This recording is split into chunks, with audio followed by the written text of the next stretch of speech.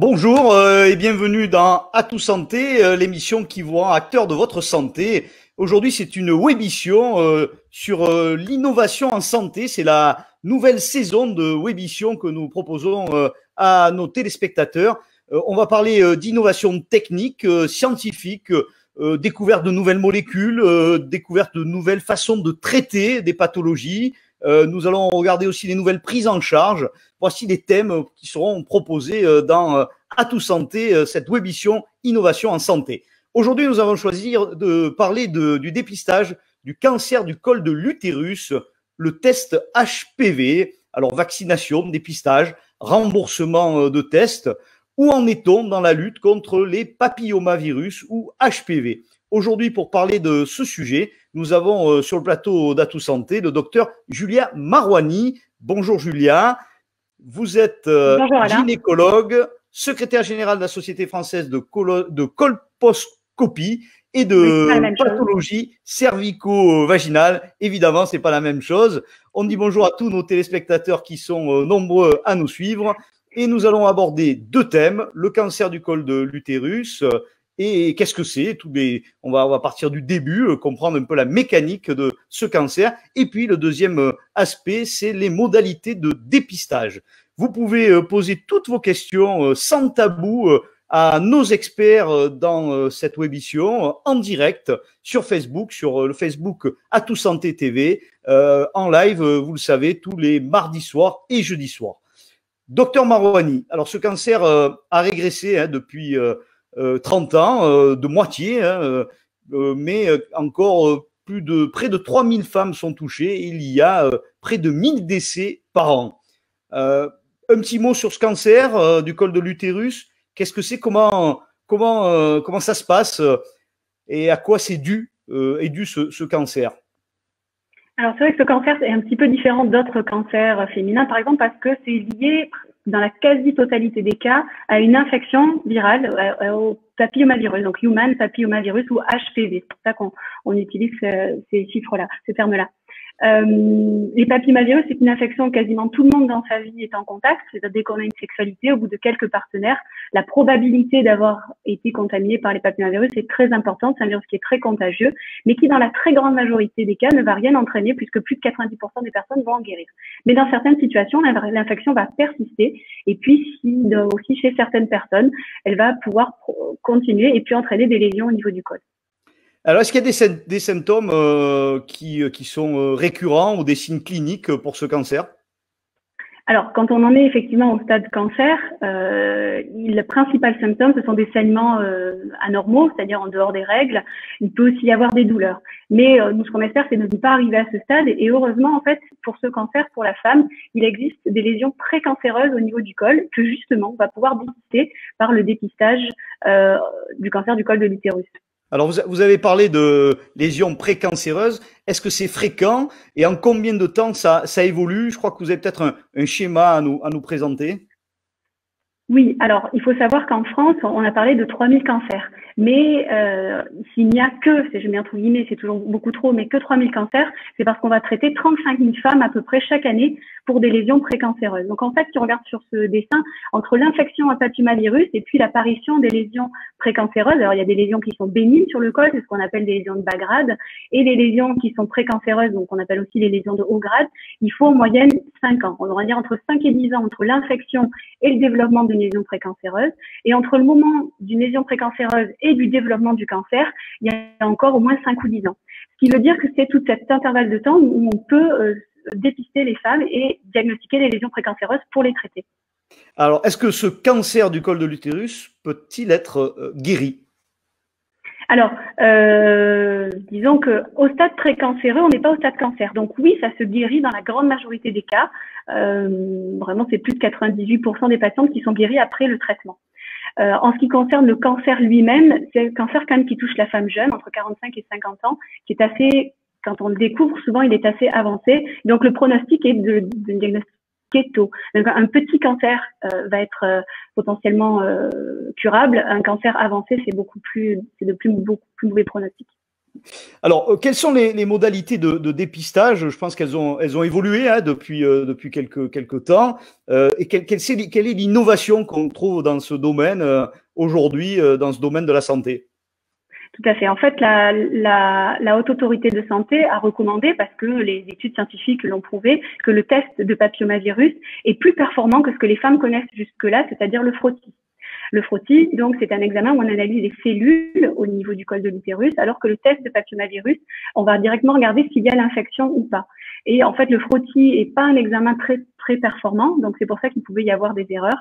Le test de papillomavirus est un test beaucoup plus performant. Donc, on va dans les études, on pense qu'on peut rattraper jusqu'à 30% des cancers. Donc, c'est quoi l'innovation aujourd'hui? L'HAS a émis des recommandations, c'est ça que j'ai cru comprendre? C'est ça. En fait, jusqu'à présent, on faisait de 25 à 65 ans des frottis. Alors d'abord à 25 et à 26 ans, c'est-à-dire 2 à 1 an d'écart, et puis tous les 3 ans, tout au long de la vie de la femme, jusqu'à ses 65 ans. Alors qu'aujourd'hui, on va entre 25 et 30 ans, on va continuer comme ça, on va faire donc des frottis. Alors je vais détailler après cette histoire de frottis, et alors qu'à partir de 30 ans, on va passer au test de papillomavirus. Et ça, tous les 5 ans.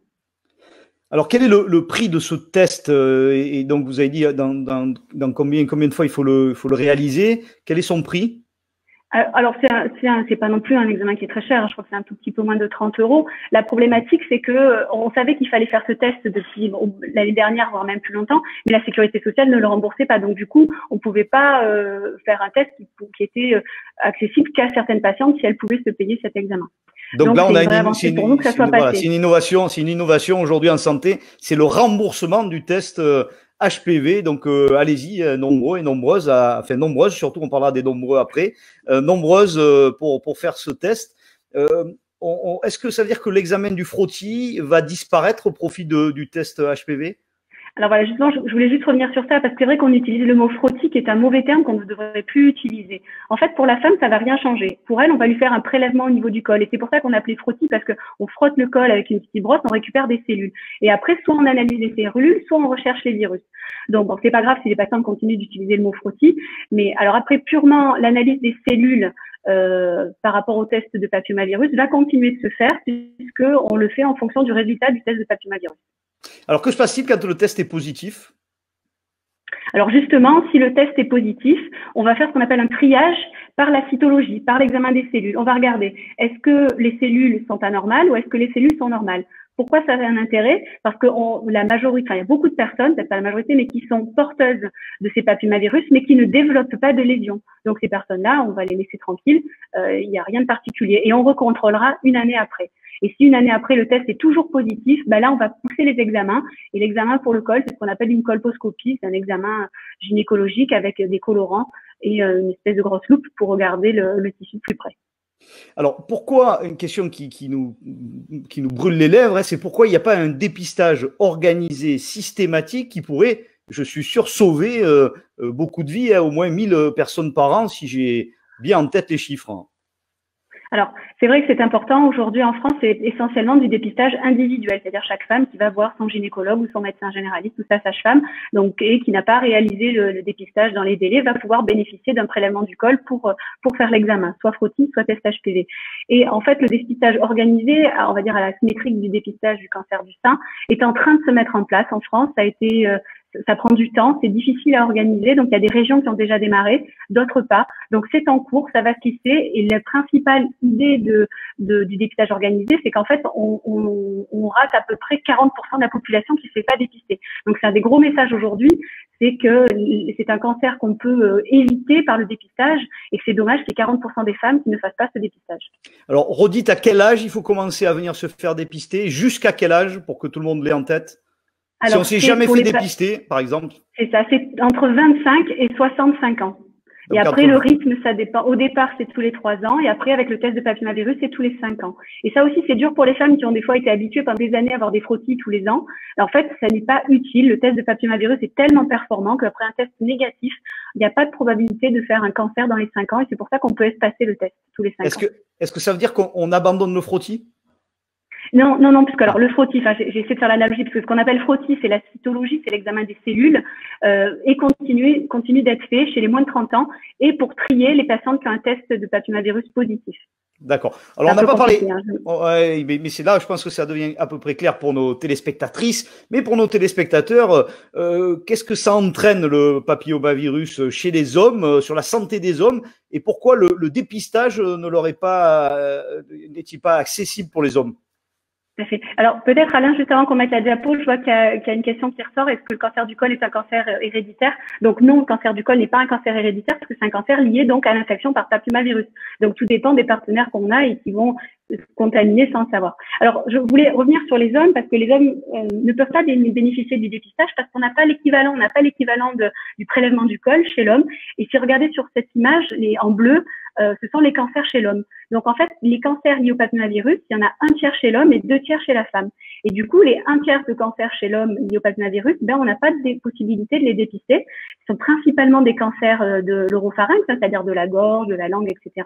Un petit peu moins de l'anus et un petit peu au niveau de la verge aussi. Mais ce qui est important, c'est de préciser que depuis décembre 2019, la vaccination qui existe déjà pour les papillomavirus, qui était jusqu'à présent réservée aux jeunes filles entre 11 ans et 14 ans, a été élargie. C'est quelque chose qu'au niveau médical, on attendait depuis longtemps. Et donc, ça a été élargi aux garçons parce que les garçons sont autant porteurs, autant transmetteurs et font aussi les cancers liés à ce virus. Et donc, jusqu'à présent, on était complètement inactifs sur ça. Et grâce à la vaccination, on va pouvoir baisser, c'est ce qu'on espère, ça faudra du temps, mais ce nombre de cancers pour l'homme. À quel âge il faut se vacciner? C'est entre 11 ans et 14 ans et en rattrapage jusqu'à 20 ans. Jusqu'à 20 ans. Peu importe s'il y a un début de la vie sexuelle ou pas. Et il y a une autre question qui est remontée. À quel moment on doit se dépister et comment se dépister pour un homme? Eh bien, justement, il n'existe pas de test chez l'homme. Donc, en fait, on ne peut absolument pas dépister les cancers de la gorge chez l'homme, par exemple. D'accord. Bon. Écoutez, on arrive au terme de cette émission. Merci, docteur Marouani. Alors, on l'a compris, le cancer du col de l'utérus reste quand même la 12e cause de cancer chez la femme. Donc, il est important de se faire dépister et de se traiter. Et l'innovation en santé, c'est que le dépistage, il y a une prise en charge totale de la caisse primaire. Donc, allez-y le plus souvent possible. Merci à tous d'avoir assisté à cette émission. Je vous donne rendez-vous dans Atout Santé pour une nouvelle saison, la saison Innovation en santé, et nous aurons un épisode numéro 2 mardi prochain. En attendant, vous pouvez nous retrouver sur Facebook Atout Santé TV. Vous pouvez revoir toutes nos émissions sur YouTube. Likez, aimez, partagez, envoyez dans vos réseaux. Nous avons les plus grands spécialistes à notre disposition qui viennent passer une demi-heure avec nous pour échanger et répondre en direct aux questions du public. Je vous dis à très bientôt et je vous souhaite une bonne soirée.